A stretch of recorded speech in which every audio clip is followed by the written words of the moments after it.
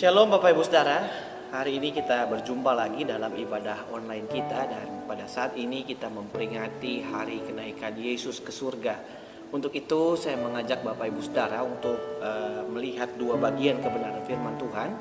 Yang pertama saya ambil dari Matius pasal yang ke-28 ayat 19 dan 20. Lalu Kisah Para Rasul pasal yang pertama ayat yang ke-8 dan ayat yang ke-9. Mari kita baca ayat-ayat tersebut. Matius 28 ayat 19 dan 20. Karena itu pergilah, jadikanlah semua bangsa muridku, dan baptislah mereka dalam nama Bapa dan Anak dan Roh Kudus, dan ajarlah mereka melakukan segala sesuatu yang telah kuperintahkan kepadamu. Dan ketahuilah, aku menyertai kamu senantiasa sampai kepada akhir zaman. Selanjutnya dalam Kisah Rasul pasal yang pertama ayat 8 dan 9, firman Tuhan berkata, tetapi kamu akan menerima kuasa kalau Roh Kudus turun ke atas kamu, dan kamu akan menjadi saksiku di Yerusalem dan di seluruh Yudea dan Samaria dan sampai ke ujung bumi. Sesudah ia mengatakan demikian, terangkatlah ia disaksikan oleh mereka, dan awan menutupnya dari pandangan mereka. Bapak Ibu Saudara yang kasih dalam Tuhan, dua ayat yang barusan kita baca adalah pesan dari Tuhan Yesus ketika dia naik ke surga. Kalau kita melihat tadi dua bagian tadi, kita diajak untuk menjadi saksi dan kita diajak untuk menjadi murid. Dua bagian ini merupakan bagian yang menarik untuk kita pelajari, menjadi saksi dan menjadi murid Yesus. Itulah pesan Tuhan. Bapak Ibu Saudara, kalau kita mau melihat hubungan antara kedua hal ini, maka saya bisa katakan demikian Bapak Ibu Saudara. Ternyata untuk menjadi saksi Kristus itu dimulai ketika kita mau menjadi muridnya. Ketika kita mau menjadi muridnya, menjadi saksi Kristus adalah ketika kita mau menjadi murid, sehingga kita bisa memuridkan orang lain. Jadi ketika kita memperingati tentang kenaikan Yesus ke surga dan pencurahan Roh Kudus, maka kita diingatkan bahwa kita punya tugas dari Tuhan Yesus selama kita menanti kedatangannya, yaitu kita menjadi saksi dalam dunia ini dengan cara kita menjadi murid, sehingga kita bisa memuridkan orang lain. Kita harus jadi murid supaya kita bisa memuridkan orang lain. Jadi menjadi saksi Kristus adalah ketika kita belajar jadi murid dan kita bisa memuridkan orang lain. Untuk itu Bapak Ibu Saudara, kita akan melihat apa itu murid Kristus sejati, supaya kita bisa jadi saksinya dalam kehidupan kita. Karena tidak semua orang ternyata Bapak Ibu Saudara yang mengikut Tuhan Yesus adalah muridnya. Tidak semua orang yang mengikut Tuhan Yesus mau jadi murid. Itu sebabnya kita akan melihat Bapak Ibu Saudara di sini bahwa ada murid sejati, ada pengikut. Ada orang yang sungguh-sungguh ingin menjadi murid, atau ada orang yang hanya sekedar ingin ikut Tuhan Yesus. Nah, kita akan melihat Bapak Ibu Saudara apa yang membedakan antara murid sejati dengan pengikut. Yang pertama Bapak Ibu Saudara, yang membedakan antara murid sejati dan pengikut adalah motivasi. Saya ambil contoh dalam Yohanes pasal yang ke-6 ayat yang ke-26. Firman Tuhan berkata, Yesus menjawab mereka, aku berkata kepadamu, sesungguhnya kamu mencari aku bukan karena kamu telah melihat tanda-tanda, melainkan karena kamu telah makan roti itu dan kamu kenyang. Bapak Ibu Saudara yang kasih dalam Tuhan, ini adalah cerita di mana Tuhan Yesus melakukan mujizat, yaitu memberi makan 5.000 orang. Dan Alkitab mencatat mereka makan sampai kenyang, bahkan sisa 12 bakul. Mujizat ini membuat banyak orang kagum dengan Tuhan Yesus dan mau ikut Tuhan Yesus. Itu sebabnya sampai keesokan harinya mereka tetap mencari Yesus. Tetapi waktu mereka bertemu dengan Yesus lagi, Tuhan Yesus justru mengucapkan ayat yang ke-26 tadi. Yesus berkata, kamu cari aku sesungguhnya bukan karena kamu ingin menemukan aku, tetapi karena kamu telah makan roti dan kamu kenyang. Bapak Ibu Saudara, Tuhan Yesus memperingatkan kepada mereka tentang motivasi mereka ikut Kristus. Mereka tidak sungguh-sungguh ingin mencari Tuhan, menemukan pribadi Tuhan, tetapi mereka hanya ingin makan roti lagi. Bapak Ibu Saudara, di sini kita melihat bahwa banyak orang ingin ikut Yesus bukan karena ingin mengenal Dia secara pribadi, bukan untuk mau lebih kenal, lebih dalam, untuk bertumbuh, tetapi hanya sekedar ingin mendapatkan sesuatu dari Yesus. Bapak Ibu Saudara, ini yang membedakan antara murid sejati dengan orang yang hanya sekedar ikut Kristus. Adalah motivasinya, apa yang mendorong kita ikut Tuhan. Apakah kita mau menemukan Kristus atau terus mengenal Kristus lebih dalam, atau sekedar kita hanya ingin mendapatkan sesuatu dari Tuhan. Tentunya Bapak Ibu Saudara tidak salah, karena Tuhan bisa membuat mujizat, Tuhan bisa memberikan apa saja. Tetapi kalau motivasi kita ikut Tuhan hanya sebatas itu, ini merupakan sesuatu hal yang keliru. Karena yang harus menjadi kerinduan kita adalah kita bertumbuh menjadi murid sejati lewat pengenalan kita yang semakin dalam dengan Kristus. Hal kedua Bapak Ibu Saudara yang membedakan antara murid sejati dengan pengikut adalah konsistensi. Hal yang membedakan antara murid dan pengikut adalah konsistensi dalam mengiring dan mengikut Tuhan Yesus. Bisa kita katakan Bapak Ibu Saudara, hanya murid sejati yang konsisten mau mengikut Kristus apapun yang terjadi. Sementara pengikut, dia adalah orang-orang yang hanya sekedar mau ikut-ikutan. Dan mereka akan cepat mundur dan pergi meninggalkan Yesus ketika mereka tidak mendapatkan apa yang mereka inginkan dari Tuhan Yesus. Dan ini pernah terbukti Bapak Ibu Saudara. Dalam pembacaan kita tadi, Yohanes pasal yang ke-6, kalau kita terus lanjutkan baca Bapak Ibu Saudara, dalam Yohanes 6 ayat 66, di situ firman Tuhan berkata, mulai dari waktu itu, perhatikan ini, banyak murid-muridnya mengundurkan diri dan tidak lagi mengikut Dia. Ketika apa? Ketika mereka tidak mendapatkan sesuatu dari Yesus, mereka mundur. Mereka pergi meninggalkan Kristus. Itu sebabnya yang kedua Bapak Ibu Saudara, yang membedakan murid sejati dengan hanya sekedar pengikut adalah konsistensinya. Bapak Ibu Saudara, ikut Tuhan ada banyak pergumulan. Ikut Tuhan bisa ada pergumulan, ada tantangan. Cuman yang membedakan adalah sekarang apakah kita mau jadi murid sejati. Kita mau konsisten ikut Tuhan. Apapun yang terjadi, saya tetap ikut Tuhan Yesus. Saya tetap iring Tuhan Yesus. Nah Bapak Ibu Saudara, inilah yang membedakan antara murid dan pengikut. Yang ketiga Bapak Ibu Saudara, kita akan belajar dari istilah murid. Di dalam Alkitab secara khusus Perjanjian Baru, kata murid menggunakan kata matetes dalam bahasa Ibrani.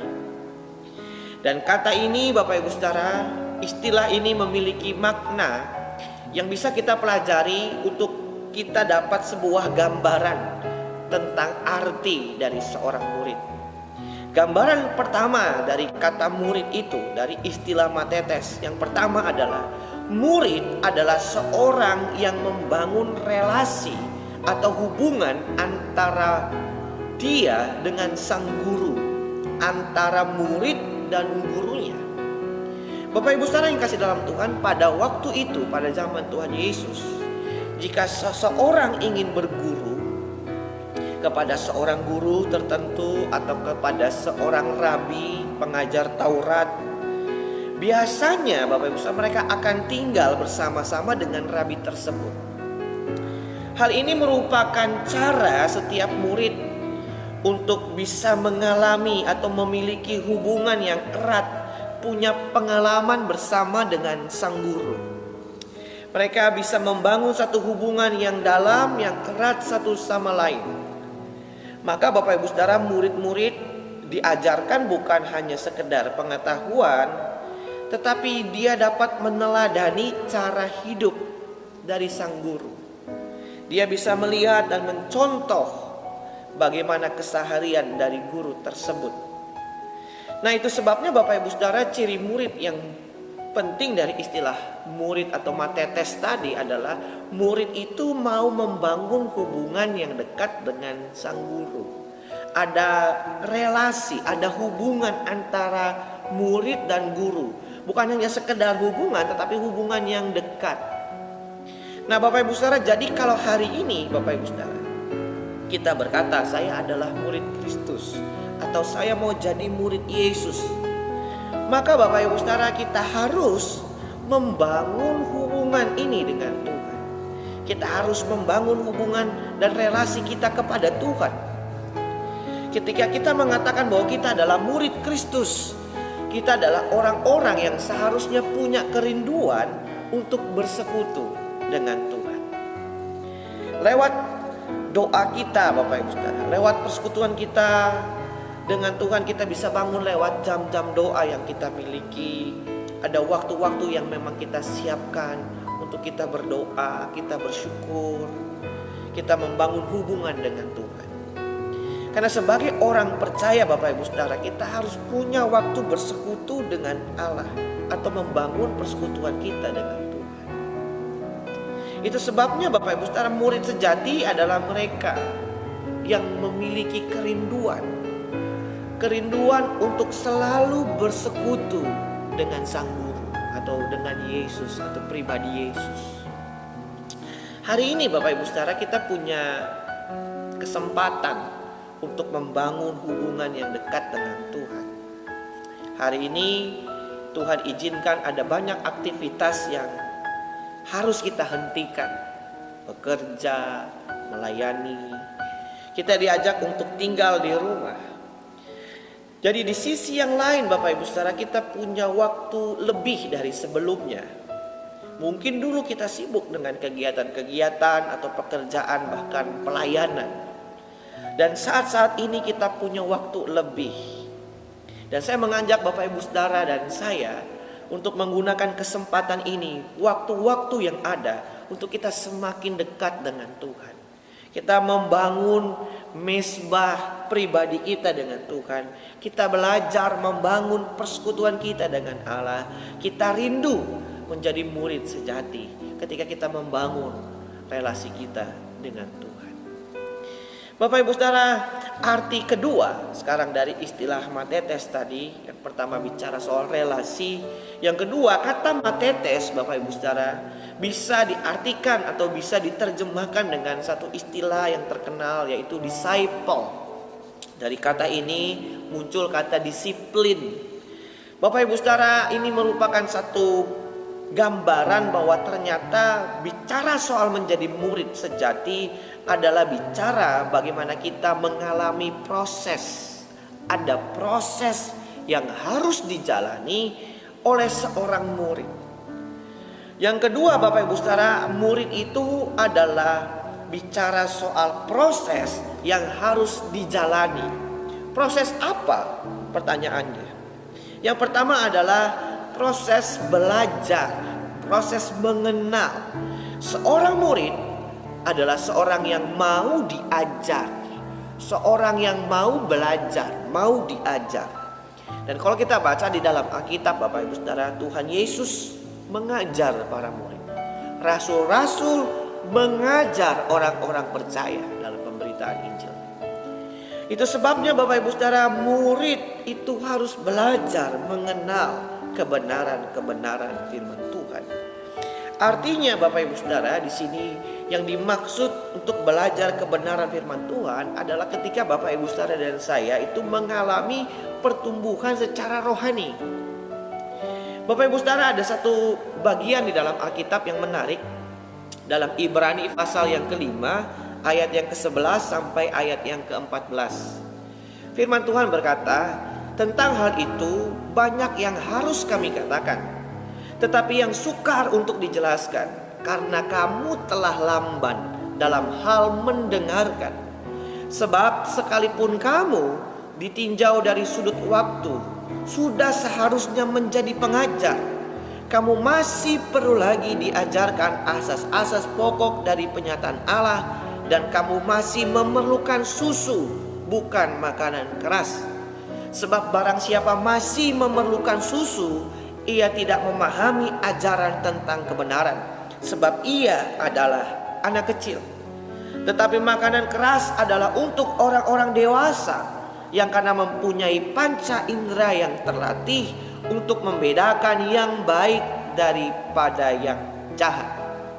Bapak Ibu Saudara, penulis kitab Ibrani pernah mengingatkan jemaat Tuhan bahwa seharusnya dari sisi waktu mereka harusnya sudah mencapai kedewasaan rohani, agar mereka bisa jadi teladan atau bisa jadi saksi bagi banyak orang. Tetapi ternyata di antara mereka justru masih senang jadi bayi rohani. Artinya mereka tidak mengalami pertumbuhan. Bapak Ibu Saudara yang kasih dalam Tuhan, seorang murid sejati adalah mereka yang rindu bertumbuh semakin dalam dengan Tuhan. Kesempatan ini Bapak Ibu Saudara kita diingatkan, kita mau jadi murid sejati dalam Tuhan, supaya hidup kita bisa jadi saksi Kristus. Itu sebabnya murid harus belajar.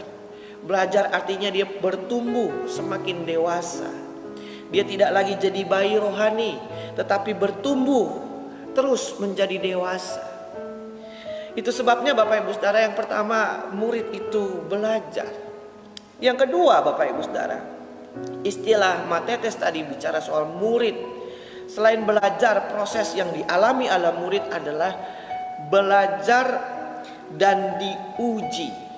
Jadi setelah belajar ada ujian. Ada ujian untuk naik level.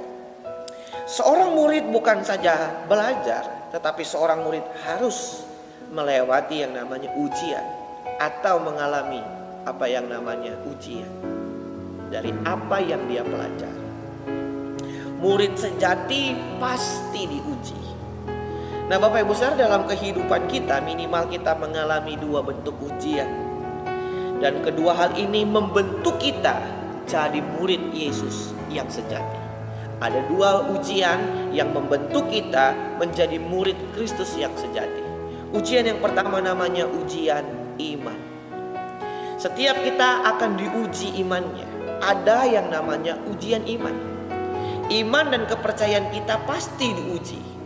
Apakah Bapak Ibu Saudara dan saya, kita sungguh-sungguh percaya kepada Allah di dalam situasi-situasi sulit yang kita hadapi?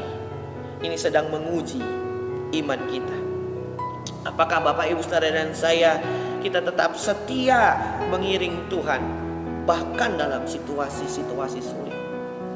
Hari ini Bapak Ibu Saudara, kita semua, saya katakan kita semua sedang mengalami ujian iman. Keadaan kita saat ini Bapak Ibu Saudara sedang menempa iman kita. Hari ini kita sedang menghadapi satu situasi yang tidak menentu. Mungkin kita bertanya juga, sampai kapan situasi ini terus terjadi? Beberapa dari kita punya tantangan yang berat, bahkan tantangan secara ekonomi. Ekonomi keluarga kita atau usaha kita hari ini, bahkan sekolah anak-anak kita, gereja kita, pelayanan kita. Kita sedang ada tantangan. Dan di sini Bapak Ibu Saudara, kita sedang diuji iman kita. Apakah kita tetap percaya Tuhan? Apakah kita tetap setia iring Tuhan sekalipun hari ini kita menghadapi situasi yang sulit? Murid sejati pasti diuji Bapak Ibu Saudara. Ujian yang pertama adalah ujian iman. Mari Bapak Ibu Saudara kita tetap kuat, kita tetap percaya bahwa dalam situasi sesulit apapun Tuhan hadir dalam kehidupan Bapak Ibu Saudara dan saya. Iman kita sedang ditempa, iman kita sedang diuji, iman kita sedang dibuat jadi kuat dan dewasa dalam Tuhan. Amin. Selanjutnya Bapak Ibu Saudara, yang kedua, ada ujian karakter. Bukan hanya iman kita yang diuji, tetapi karakter kita akan diuji.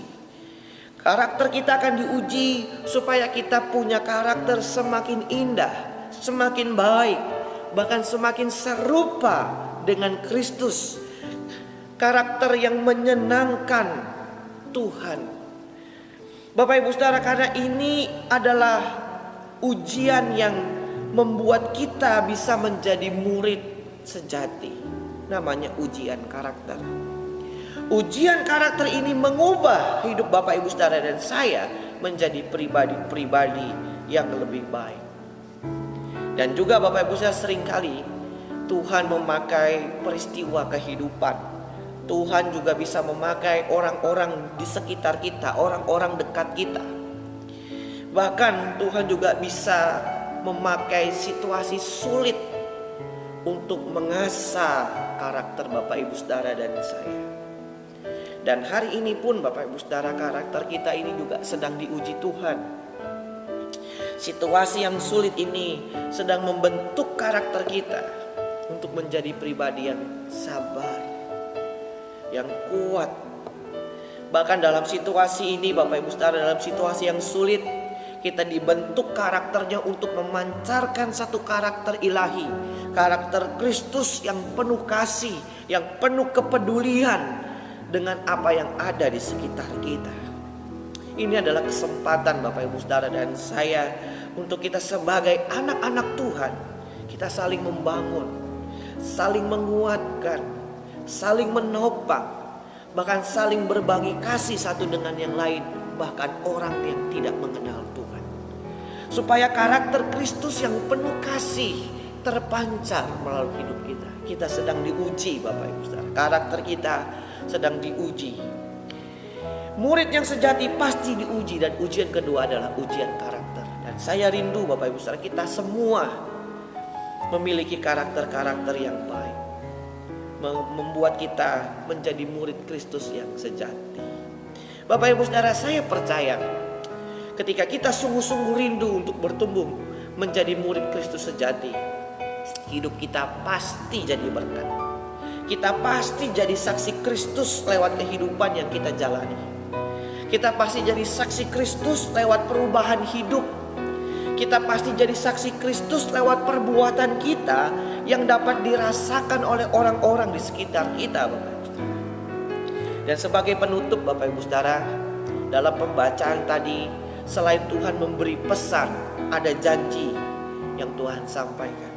Dia berjanji akan menyertai Bapak Ibu Saudara dan saya sampai akhir zaman. Dia berjanji akan memberikan Roh Kudus untuk memberikan kemampuan, kuasa, dan kekuatan agar Bapak Ibu Saudara dan saya bisa jadi saksi Tuhan. Dan saya percaya Bapak Ibu Saudara, janji Tuhan ini akan digenapi dalam hidup Bapak Ibu Saudara dan saya. Bahwa Tuhan menyertai Bapak Ibu Saudara dan saya. Tuhan menyertai kita sampai saat ini.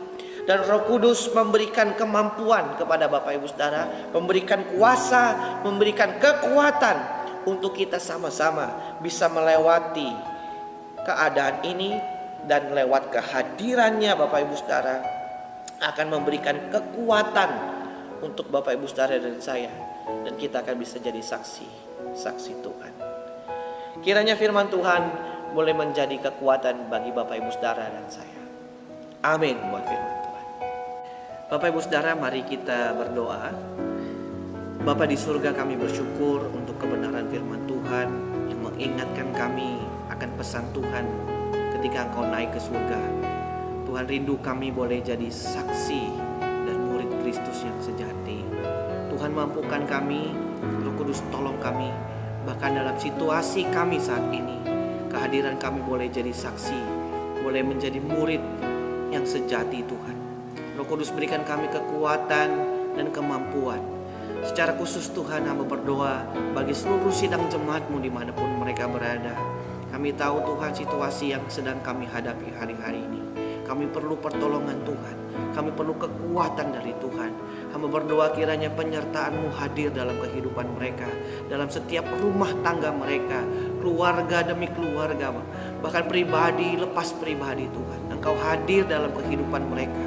Engkau memberikan kepada mereka kekuatan, memberikan kepada mereka penghiburan, memberikan kepada mereka pertolongan dalam situasi-situasi saat ini Tuhan. Dan kami percaya bersama dengan Tuhan kami bisa melewati ini semua. Bahkan Tuhan sanggup menolong dan memulihkan keadaan kami. Kami percaya berkat Tuhan menyertai setiap kami pada hari ini Tuhan. Hamba sekali lagi menyerahkan mereka semua ke dalam tangan-Mu Tuhan. Kiranya Tuhan pelihara hidup mereka, menjaga mereka, melindungi mereka, dan memberkati kehidupan mereka. Tuhan, kami terus menyerahkan keadaan bangsa kami ke dalam tangan Tuhan. Kami percaya Tuhan akan menolong bangsa kami, menolong pemerintah kami, untuk kami boleh melewati semua tantangan ini. Terima kasih Tuhan, ini doa kami. Dalam nama Yesus kami berdoa. Haleluya. Amin. Shalom Bapak Ibu Saudara, sampai ketemu lagi dalam ibadah online selanjutnya. Tuhan Yesus memberkati.